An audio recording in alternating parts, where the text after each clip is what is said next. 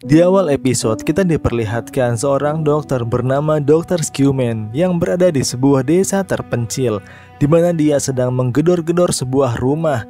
Di dalam rumah itu terdapat seorang pasien bernama Petra yang tidak ingin diobati penyakitnya. Semua cara sudah dilakukan untuk membujuknya untuk berobat, tapi tak kunjung berhasil.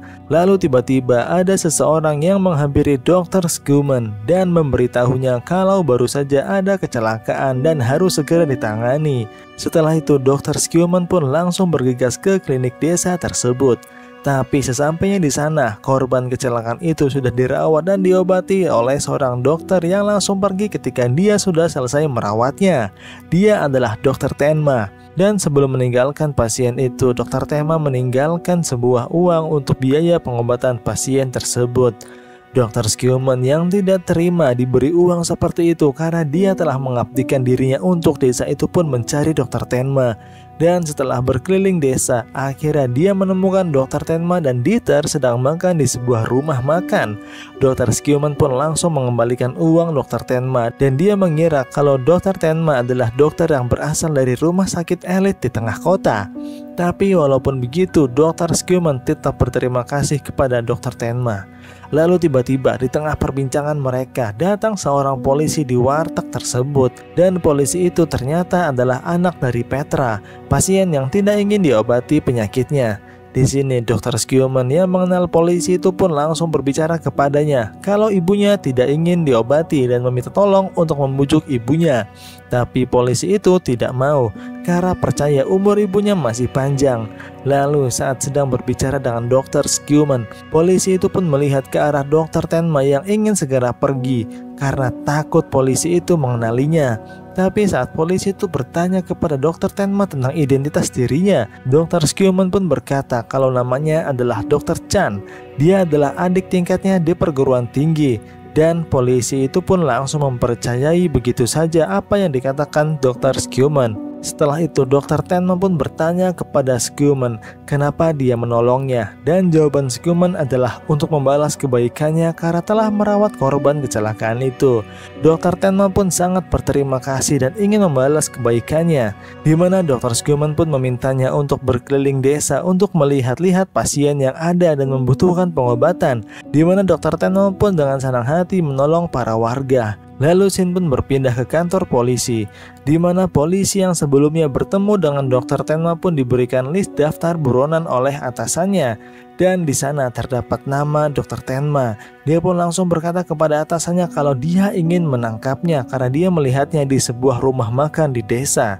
Lalu scene kembali ke desa, di mana terlihat Dr. Tenma dan Scuman berada di rumah Petra untuk mengobatinya. Tapi dia masih saja keras kepala dan tidak ingin diobati. Akhirnya Dr. Tenma pun turun tangan untuk membujuknya.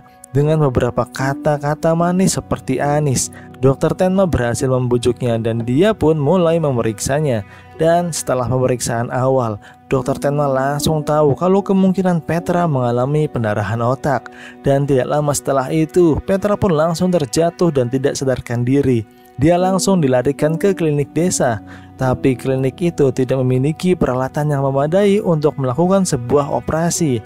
Tapi Dr. Tenma tidak masalah dengan hal itu. Dengan peralatan seadanya, dia bisa melakukan operasi tersebut. Lalu di kantor polisi, saat anak dari Petra itu ingin berangkat menangkap Tenma, dia pun mendapat panggilan dari perawat klinik kalau ibunya tumbang dan sedang dioperasi sekarang. Dia pun langsung bergegas menuju klinik itu, dan sesampainya di sana, dia pun langsung mendobrak ruang operasi karena dia tahu kalau Dr. Tenma yang sedang mengoperasi ibunya adalah seorang buronan. Dia pun langsung menodongkan pistol ke arah Dr. Tenma dan menyuruhnya untuk menghentikan operasi tersebut. Tapi Dr. Tenma tidak takut sama sekali dan tetap fokus untuk melanjutkan operasinya. Di sini Dr. Scuman pun langsung membentak polisi itu untuk segera keluar dari ruang operasi tersebut. Dan dengan hati yang mencoba untuk percaya dengan Dr. Tenma, polisi itu pun keluar dengan hati yang was-was. Dan 3 jam setelah itu, Operasi pun selesai, di mana kondisi Petra masih belum sadarkan diri, tapi secara kondisi tubuh dia sudah kembali normal. Di sini, polisi itu pun merasa berterima kasih kepada Dr. Tenma dan dia pun menghubungi atasannya dan berkata kalau orang Asia yang dia lihat di desa bukanlah Dr. Tenma, melainkan Dr. Chan. Setelah itu, Dr. Tenma yang sudah tidak dikejar oleh polisi pun mencoba untuk pergi dari desa dengan diam-diam. Tapi ada seorang warga yang melihatnya dan melaporkannya kepada Dr. Skillman. Dia pun langsung berlari mengejar Tenma. Dan dengan segala bujuk rayunya untuk meminta Tenma bertahan di desa itu pun gagal. Di sini Dr. Tenma menjelaskan kalau dia mempunyai sebuah misi yang sangat penting, yaitu untuk membunuh seseorang agar bisa menyelamatkan nyawa banyak orang.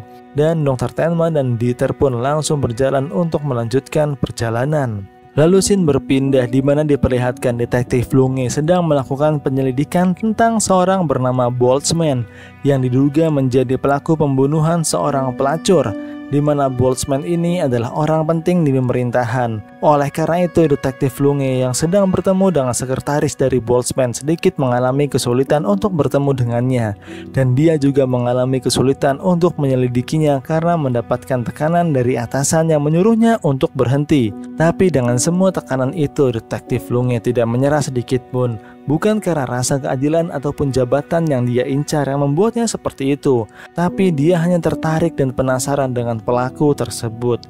Ya, bisa dibilang dia adalah psikopat. Bahkan keluarga dari detektif Lunge diabaikan olehnya demi menyelesaikan semua kasus yang dia tangani.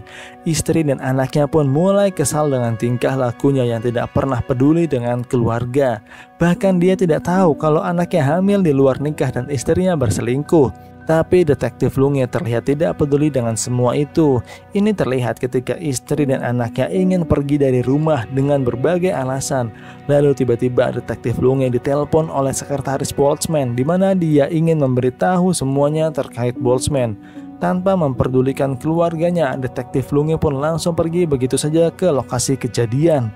Dan sesampainya di sana, detektif Lunge mendapat kabar kalau sekretaris itu bunuh diri dan dia meninggalkan sebuah surat, di mana dalam surat itu berkata kalau Boltzmann tidak bersalah.